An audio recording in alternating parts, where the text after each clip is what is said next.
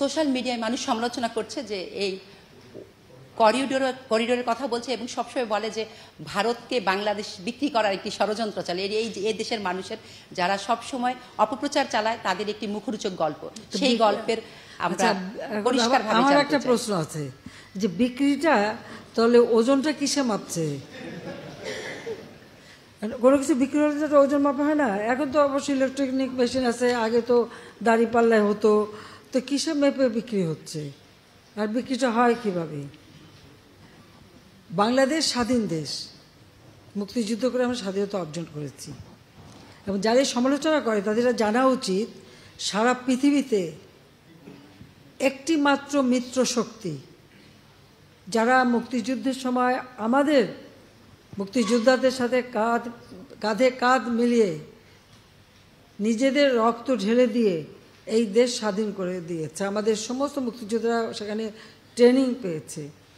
পৃথিবীর যে কোনো দেশ যারাই কোনো যুদ্ধে মিত্রশক্তির সঙ্গে সহযোগিতা করেছে বা মিত্রশক্তি তাদের এসে সাহায্য করেছে, তারা কিন্তু সেই দেশ থেকে কোনোদিন ফেরত যায়নি।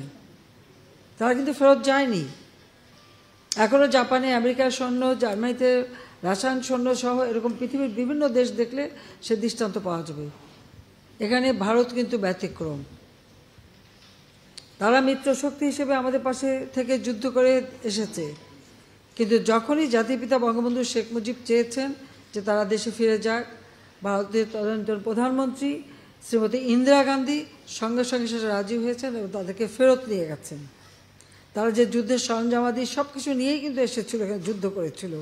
পাকিস্তানি হানাদার বাহিনী সারেন্ডার করেছিল তাদের কাছে, কিন্তু আমরা কিন্তু স্বাধীন সার্বভৌম রাষ্ট্র পেয়েছি, কারণ তারা কিন্তু ভারতীয় সেনাবাহিনী প্রত্যাহার করে নিয়েছে। এরপরে যারা কথা বলে যে ভারত বিক্রি হয়ে যাবে, এরপর বিক্রিটা হয় কিভাবে, সেটাই তো আমার প্রশ্ন।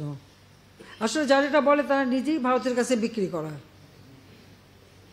কারণ আমরা তো দেখেছি যখন মিলিটারি ডিক্টেটরে এসেছে, জিয়া, এরশাদ, খালেদা জিয়া উপর দিয়ে ভারত বিরোধী কথা বলেছে আর ভারতে যেয়ে তাদের পা ধরে বসে থেকেছে। এগুলো আমার নিজের দেখা জানা।